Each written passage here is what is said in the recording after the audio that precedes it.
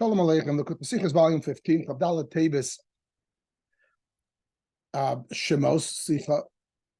If I could say so, it's one of the fundamental Sichas, bringing out the Rebbe's main contribution, if you will, the Rebbe's main emphasis in Teves Chassidus. It mirrors a lot of the teachings that are written in Kuntas and Yonush of Teves Chassidus, which also in English, the essence of Chassidus. So this is a fundamental Sicha.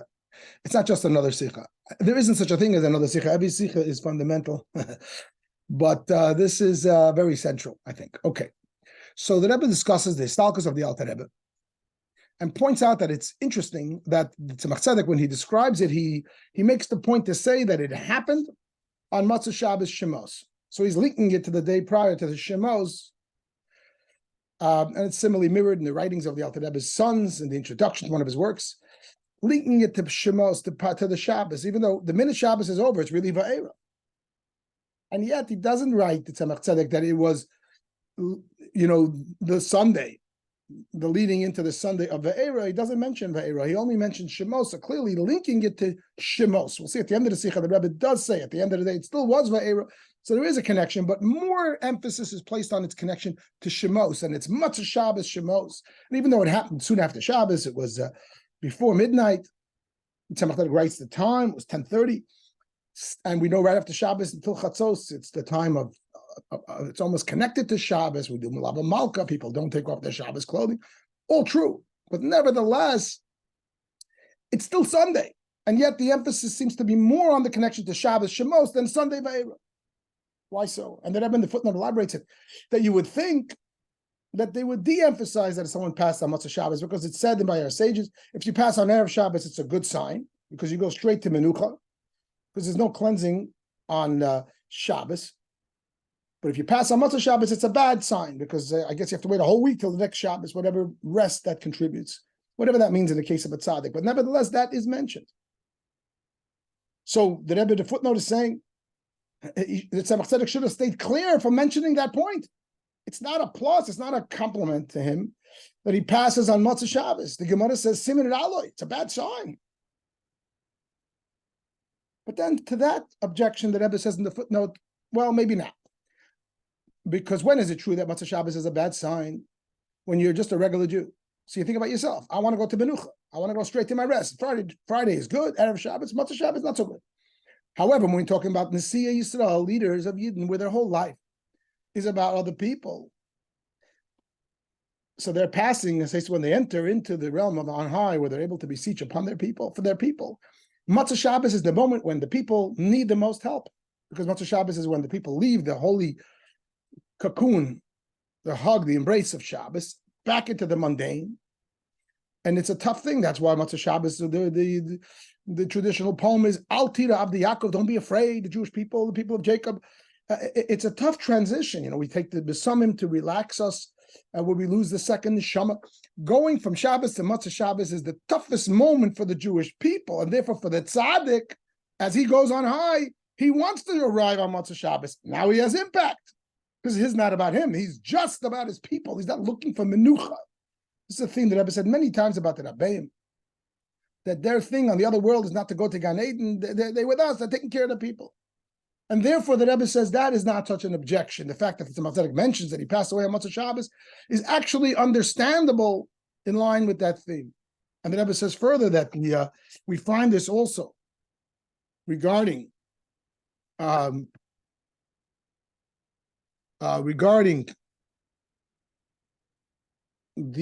Rebbe Rashab.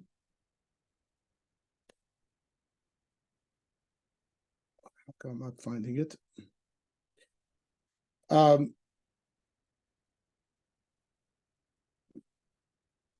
We find this also regarding one of the other Rabbeim. I apologize. That he also was emphasized that he passed away on Matzah Shabbos. Oh, the Frierdiker Rebbe, when he describes the passing of his father, he also writes that it was Matzah Shabbos,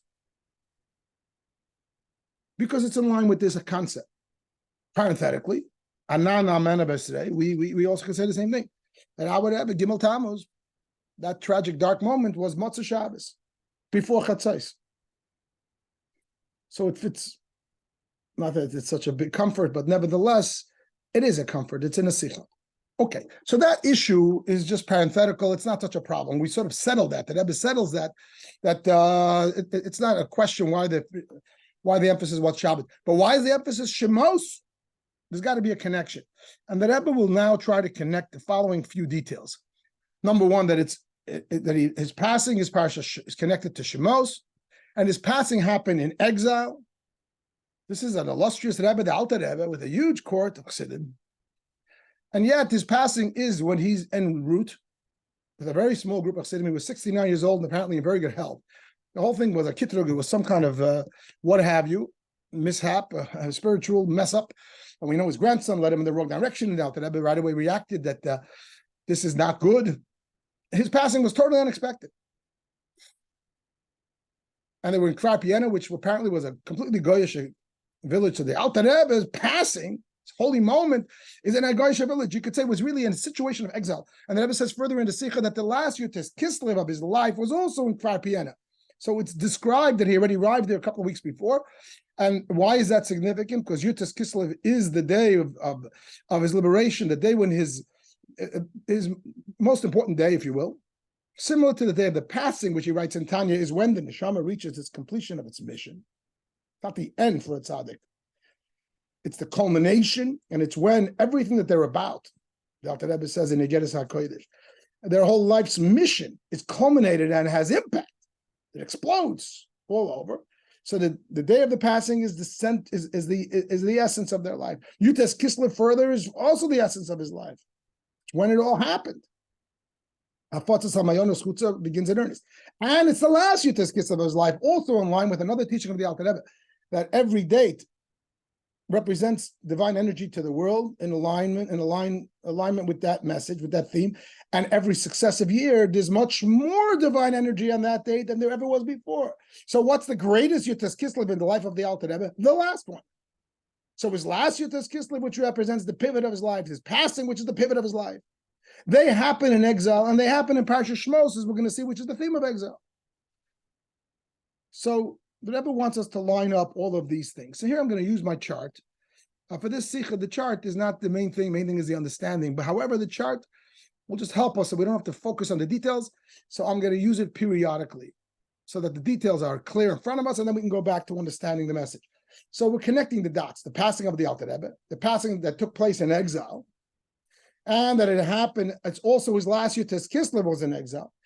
How is this all connected to his life, purpose, and mission, which is reflected in the day of his passing and in the day of Yutes Kislev? So how are all these things connected to exile?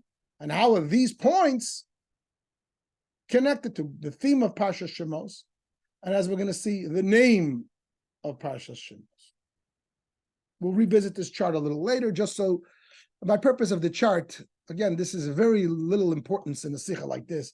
However, it's just so that you see the flow, and then you don't have to think about it now. And now you can open your minds to think about ideas, but we'll come back and revisit it, just to show where we went. So the Rebbe explains in the Sicha that the Alter Rebbe passes in exile is very much related to the theme of his life's mission, which is Chabad Chassidus, the revelation of Chabad Chassidus, which is the virtue of the service of Hashem in exile.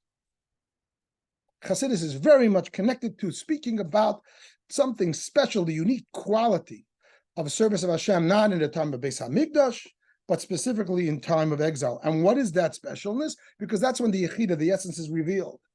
The power of Mesiras Nefesh, when Jews are squeezed, or when they don't have the revelation of Hashem, etc.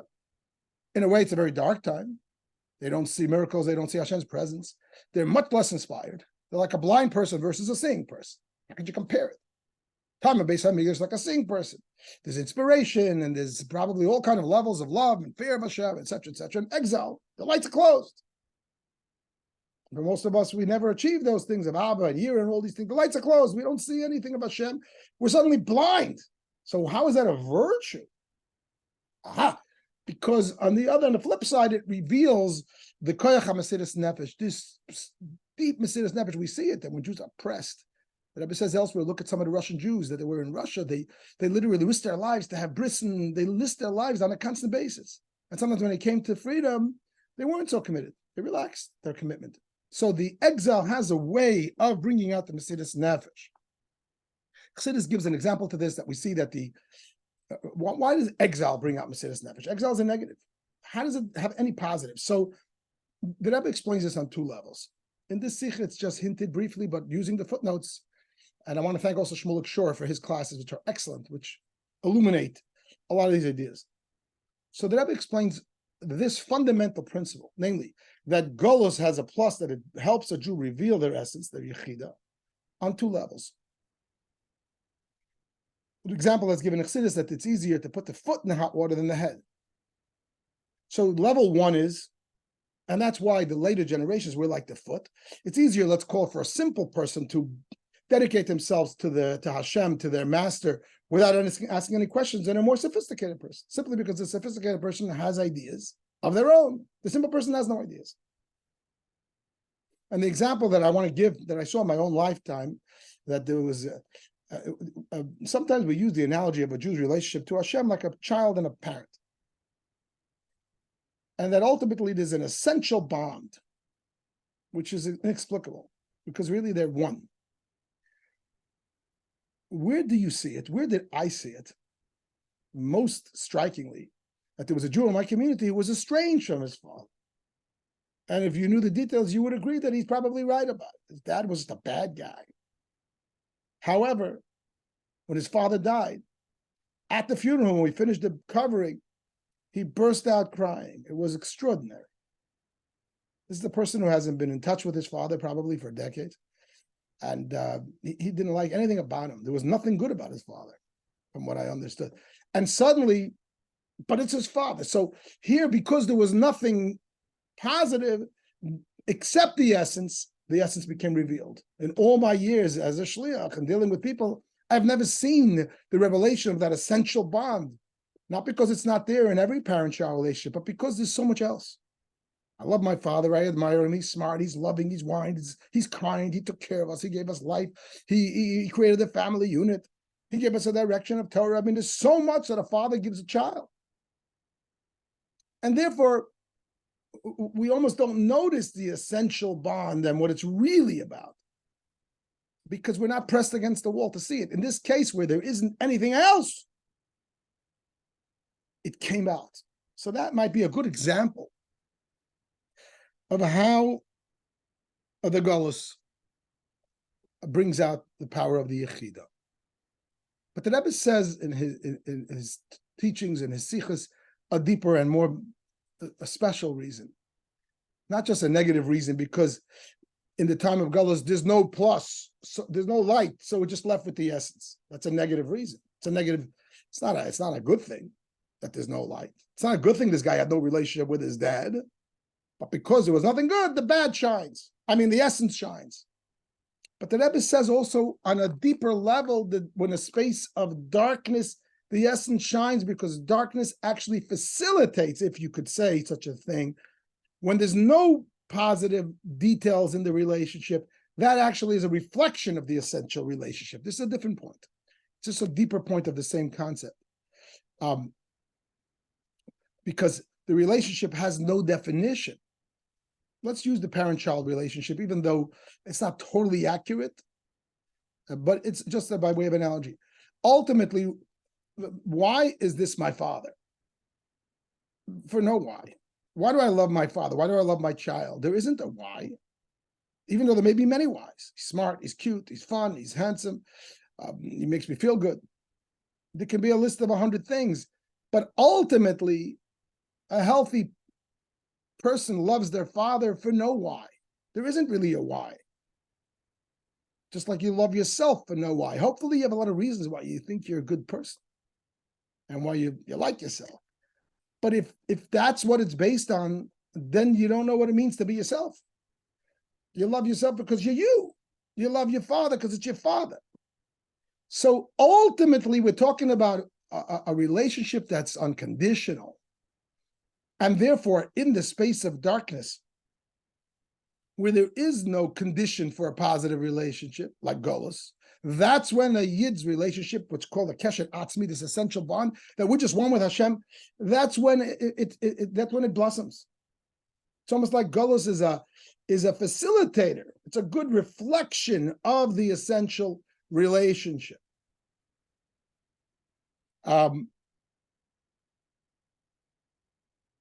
Manis Friedman talks about the fact that if you want to see the beauty of a Jew's connection to God, go into a shul on Yom Kippur. That's when Jews come most of the year. Most Jews don't come. And ask the average Jew a simple question: do you believe in God? He says, if you go into any other house of worship, any other faith, a church or a mosque, and you ask the average worshiper that question, you believe in God? They say, are you kidding me? Of course. Why do you think I'm here? And they'll give you a whole story with God, and he's so important, that he's the most important thing.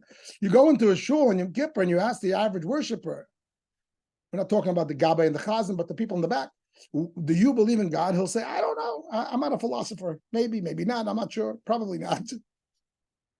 So then you say, so why are you here? And they'll look at you like you're totally off the wall. What do you mean, why I'm here? It's Yom Kippur. Why am I here? There's no why. It's not a plus that Jews only go to shul in Yom Kippur. But it brings out a huge plus.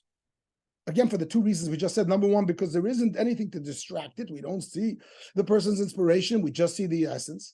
Like the story of the funeral that I talked about earlier with the estranged dad. But also for a positive reason.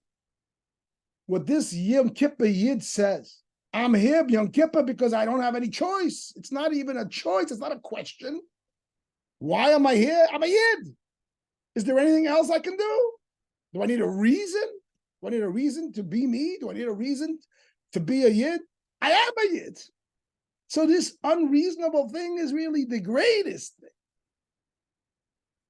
And that's why it's an example of how exile brings it home. I don't want revelation. I want big theme of the Alter Rebbe. It's what Chassidus is, to reveal the essence of the soul. Just a beautiful story that Chassidim tell to help understand what this means, the essence, touching the other person without the revelation. So the story is told that the Shlomo Chaim Kesselman was one of the big mashpiyim in Israel in the 40s and the 50s. It was mashpiyah Rabbi Yoel Khan during those years, and many other Chassidim. He was a special person. So back in Russia, he was arrested and exiled for doing his work for Yiddishkeit. And his wife was pregnant then with twins. And he was sent away, I don't know how many years, a number of years. Those twins, incidentally, we knew them later. They were older Hasidim when I was a kid growing up in Crown Heights, and every Tishrei they would come to 770. We knew the Kesselman twins. And they're known to us today in Lubavitch, the two branches of the Kesselman family, those two twins. But back to our story, so Shlomo Chaim, the Mashpia, is exiled from home and leaving a pregnant wife with twins. He was sent away, I don't know, let's assume for 5 years. And his wife tried to send him pictures so he should stay in touch with what's happening. And he describes how precious it was when he got a picture of the twins, and they were very cute with the long hair. Very special. But what touched him the deepest, I think the story goes, what broke him down that he started to cry, by the third haircut, she sent them actual piece of their locks, their payas of their hair. That was a whole different ballgame. He was getting pictures of them. And in the picture, you can actually see the child. What do you have with the locks? You can't see a thing. The picture is nice. You see everything about them. But when you're touching the locks, you're touching them. People have a need to give a hug and a touch. Why not look at the person? Because looking means you're seeing about them. You're seeing their image. You're seeing their light. You're seeing their personality. Beautiful. But I don't want any, I want you. I want the essence. And at the end of the day, a neshama is a reflection of Hashem. And it too is an essential being. It's just an essential truth without anything. And therefore, when he got the locks, there was nothing to see. But this is it. And that is an experience, coming back to the theme that comes up in Golus. When there isn't a picture, there is no light, there is no inspiration. There's no picture. We don't see the divine light. We don't see the message. We don't understand it. We don't see his face. We don't see it. Whatever, how you'll be described a picture. But we're able to touch it because we are a Yid.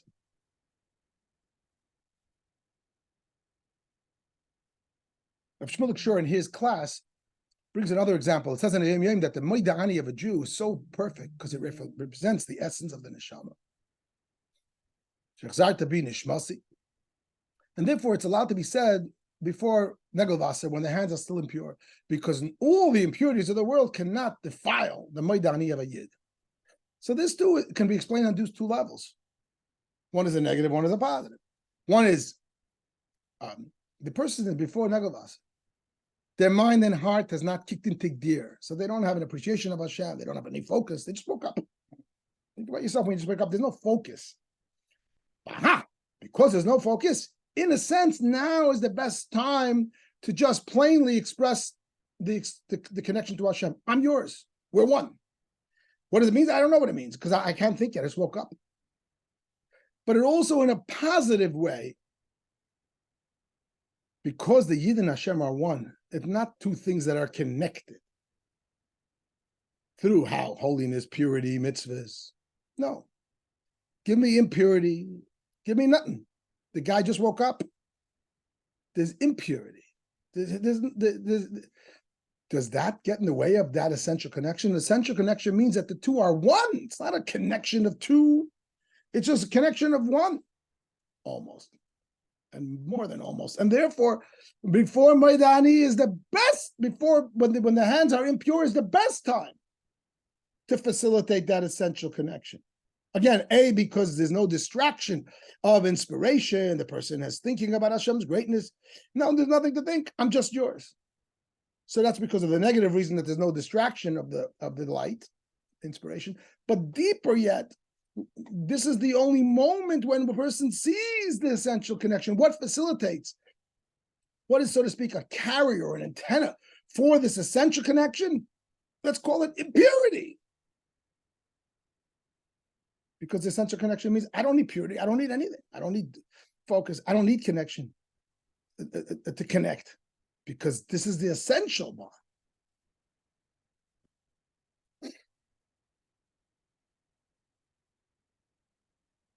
Therefore comes, says the Rebbe, and says, so that's what the story of Parsha Shmos is all about. Parsha Shmos is all about exile.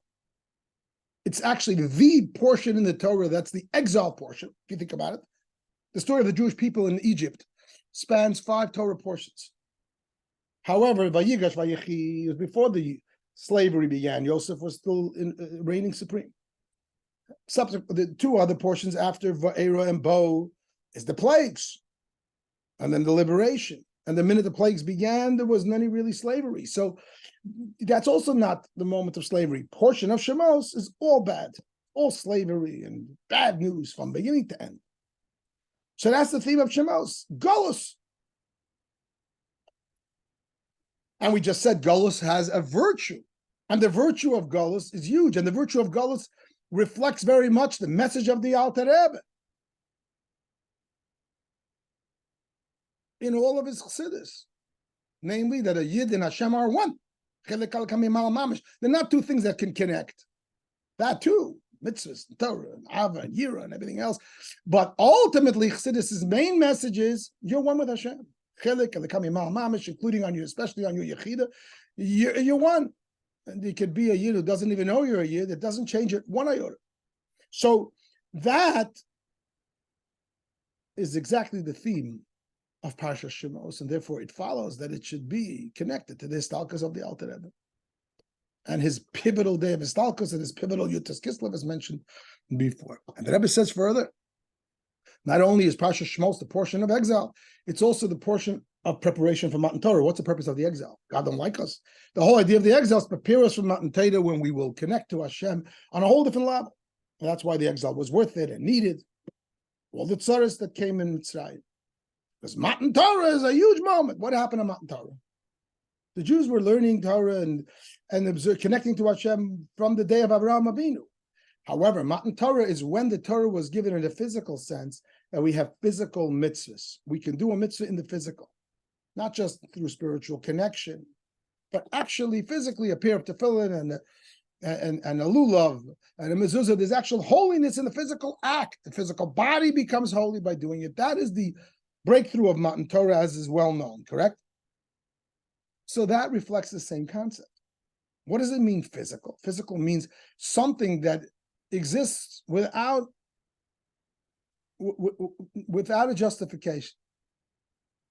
That's the difference between physical and spiritual. That's why the physical world is called the lowest world, and it's Dira B'Tachtonim. How do you know it's the lowest world? Maybe there can be a lower world. There's so many worlds. There's the four worlds, and really, it could be, 4 times infinity worlds. And yet, no, we know that we hit bottom, and this is Dira B'Tachtonim. And the answer is because this is the only world with this physicality. All spiritual worlds, from the greatest to the lowest, they have a common denominator that they all have a justification. They represent a reflection of a divine message. There's more light, less light, further light, very little light, a tiny amount, but it has a message. It's like speak about somebody brilliant, less brilliant, and he's watering down the idea until the simple student. But there's an idea. But then when you have something that exists without any justification, it's here because it's here. The best illustration of this fact that the physical is here because it's here, and it doesn't have to justify itself, is the following. In the spiritual realms, no two things can exist that are identical. There aren't two angels that are on the same level. One has to be higher than the other, because if they're on the same level, they're actually the same. Because in spirituality, existence means you have a justification, you have a message. Du Zokstepes, you say something, you stand for something. So if you have, just like if you have two ideas that are identical, they're actually the same idea. 2 + 2 is 4 in your mind, and in my mind is actually the same idea. Because something spiritual, anything but the physical, tangible, it represents a message, and you can't have two messages that are identical. Then they're the same. And therefore, you can't have two angels on the same level because they'll be the same. But however, when it comes to the physical, you can have two of the same. Walk into a room, you'll see 100 chairs. Walk into our social hall, there's 100 chairs there. The concept of chair is one. So how can you have 100? Why do you need more? You already have it. It's like somebody repeating the same idea 100 times over. Stop. A person of the mind says, you need 100 chairs? Just give me the concept of chair once. And the answer is, don't you get it? We're in the realm of the physical. Things are not valuable because they say something. They're valuable because they're here. They take up space. And therefore, that's what the physical realm is about. It's a tremendous negative. It doesn't shine. It doesn't say anything. It is. It's there because it takes up space. Says the Rebbe, that's why precisely we can touch Hashem in the physical. More than any other way, we can actually do his mitzvahs, and we can unite with him in a way that we can't through any other levels of Gan Eden and appreciation and the malachim up on high and our souls on high. They're looking at pictures. We're touching the locks.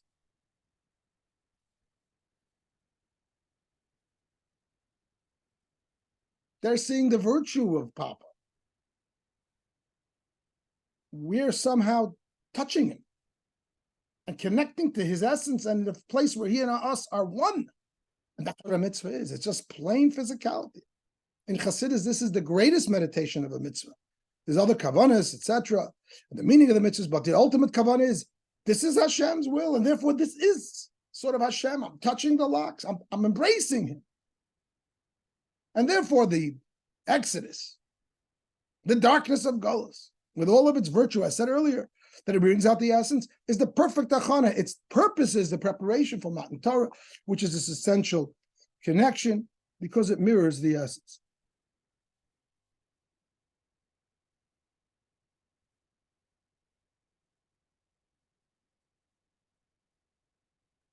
The Rebbe says further.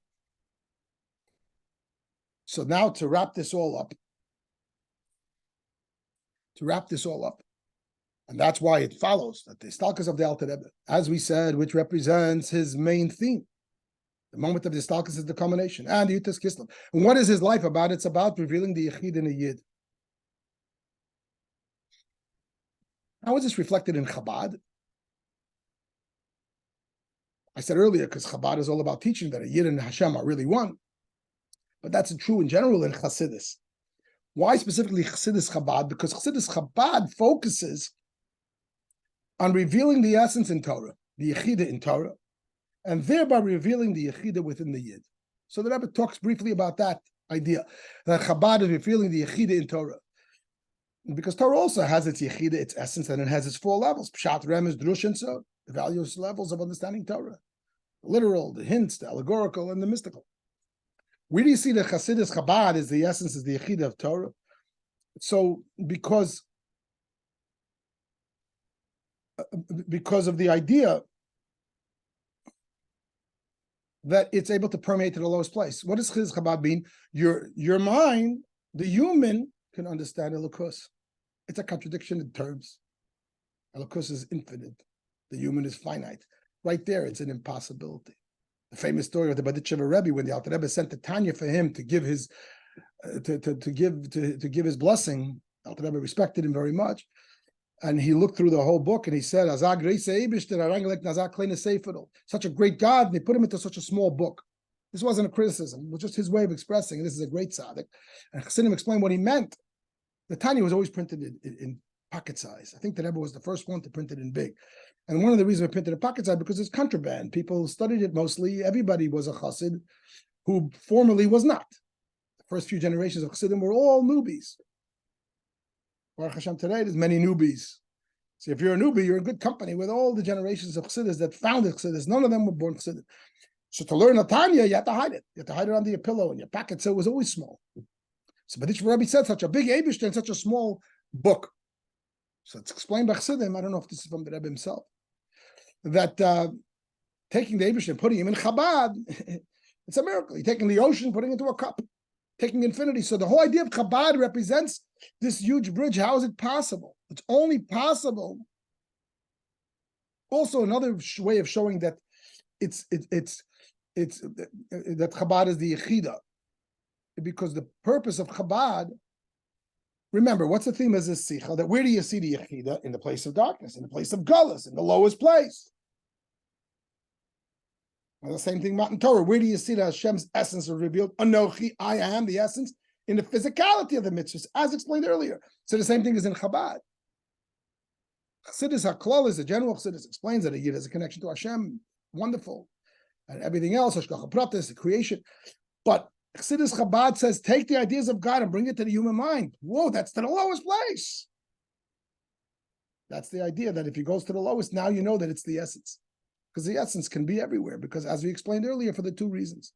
And similarly, further, the Rebbe expands upon in detail, also in the footnotes, that one of the main themes of Chassidus is not just to permeate the mind and the divine soul, the human mind, but also to permeate the nefesh habahamis, the animal soul. The Rebbe says, it quotes that the whole idea of Chassidus is really to change the human nature. That's the main purpose of Chassidus. And in the footnotes in detail, quoting the Rebbe Rashab, which is brought in Hayom Yom in his great letter about Yitas Kislev, that its whole idea is to develop self-character and to get rid of all negative traits. That's Chassidus. That's why you reveal the Lakus, to change this animal. That's its purpose. It's such a mundane thing. Yeah, because so find the lowest place in you. That's where Chassidus is going to have the most impact. Because as we said before, the whole idea is to bring it to the place of darkness, because that's when you see it's essential, the truth, for the 2 reasons explained earlier. So really quickly, let's look at the chart. So what did we accomplish so far? We now understand why the passing of the Alter Rebbe and the fact that it took place in exile. His passing, which means it's his culmination of his life. And his last Yutas Kislev, which means his greatest Yutas Kislev, which is the theme of his life, the main day of his life, happens in exile. Because his life's purpose and mission is Chassidus. And what is Chassidus? The revelation of the essence of a Yid and of Torah. And where do you see it? In exile. And that's connected to the theme of Parsha Shmos, because Parsha Shmos is all about exile. And it's also connected to the fact that exile of Mitzrayim is a preparation for Sinai, because it brings it to the physical. The thing we didn't touch upon yet is this. What's the connection to the name of Shmos? I'm a little bit out of order in the Sicha. So here the Rebbe explains that the name of Shmos, I'm sorry, I'm going to do that after. For reasons known to the end. The Rebbe then says that the Alter Rebbe's name is Shnei Zalman. He says the name of Shnei Zalman reflects this message as well. Shnei means two lights. Why was he given that name? Because he was there to reveal the two lights of Torah, the revealed part of Torah and the esoteric, the writing of the Code of Jewish Law, the Tanya, etc., etc. But not just that he wrote both, but he combined them both as one. This is a big theme of Chassidus Chabad, combining both areas of Torah. First of all, the very fact that the human mind understands mystical ideas, but also that we learn Nigla like Chassidus and we learn Chassidus like Nigla. And also the fact that in the way Chassidus Chabad explains a Torah, you see that the whole Torah is one on all of its levels of the onion. Not just that there's the revealed Torah and the legalese of Torah, and then there's the mystical, and there's some mirror reflection. No, all of the details of a minutia of a law or of a piece of the Talmud, Chassidus explains, especially in the Rebbe's writings and his Rishimis and his Rashi Sichas, the detailed minutia of the legalese or of the literal interpretation of Torah. That's where you see the reflection of the essence of Torah. So these are many, many examples of how in Chassidus Chabad the Torah is one. So to clarify, I'm making 2 points how you see in Chassidus Chabad that Torah is one, and that's the name Shneir. Two lights become one. Torah is one, meaning the revealed, the Rashi, the Halacha, the Gemara, and the hidden, the mystical.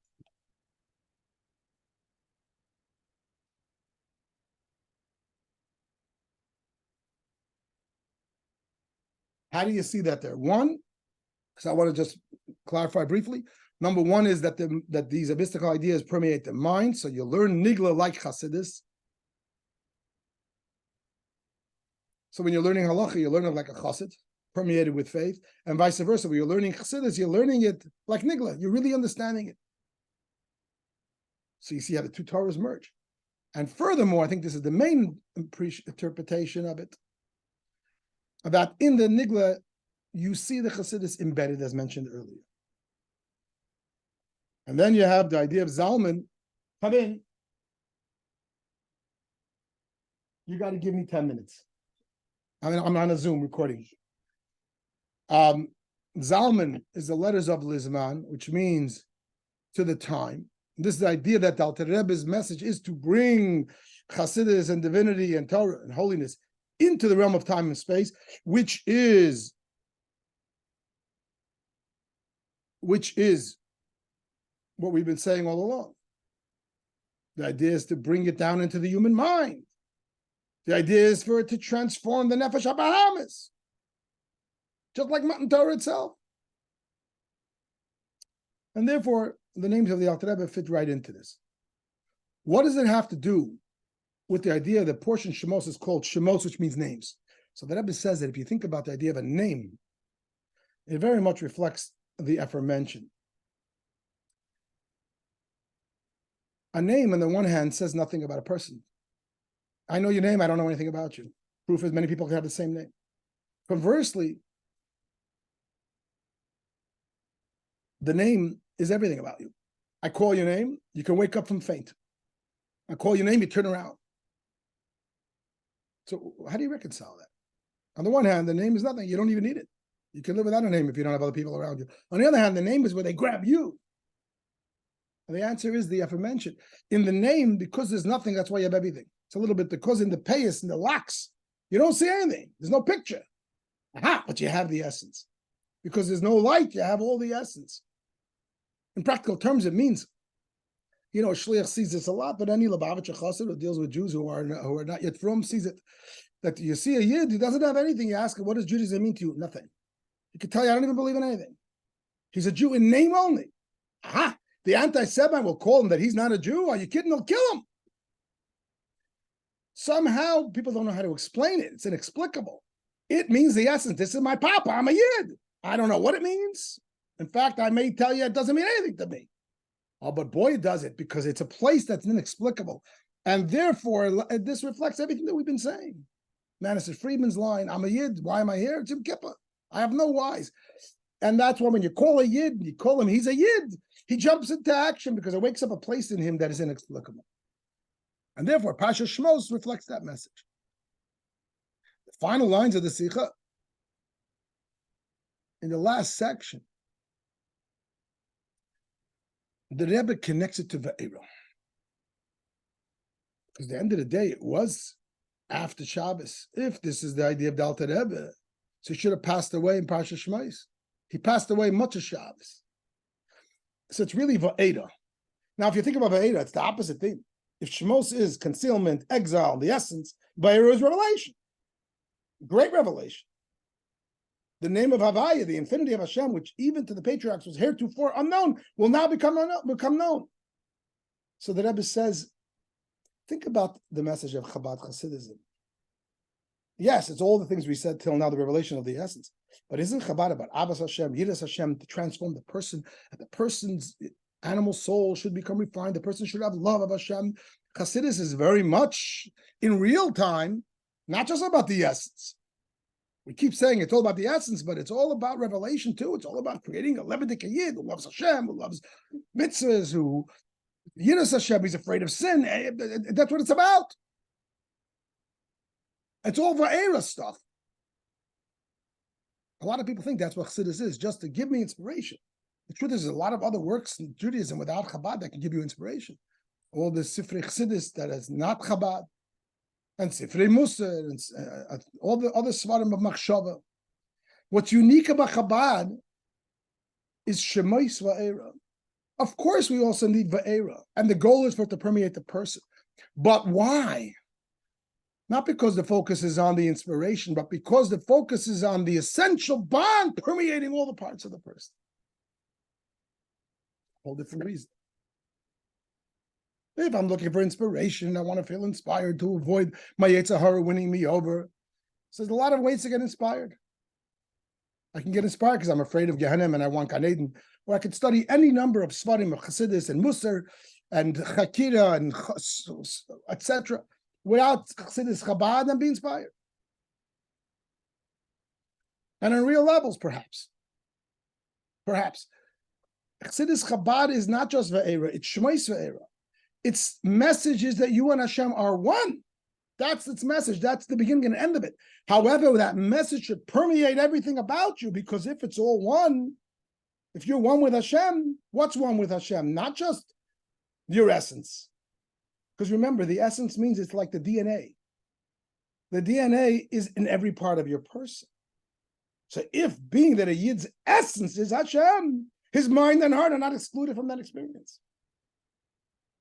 And therefore, if a Yid relates to the Shemais concept, there's Pintel Yid in the essence, but he doesn't then take it and permeate and make him a Oived Hashem through Abbas Hashem and Yiras Hashem on our level, on really to become a serious Yid in what's called in Koiches Pnimiyim, in their personality.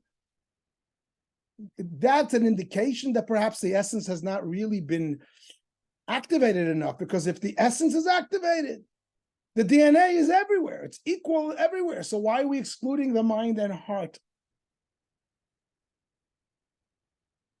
And that brings together the whole message of the Sicha, this extraordinary Sicha and very Geschmack.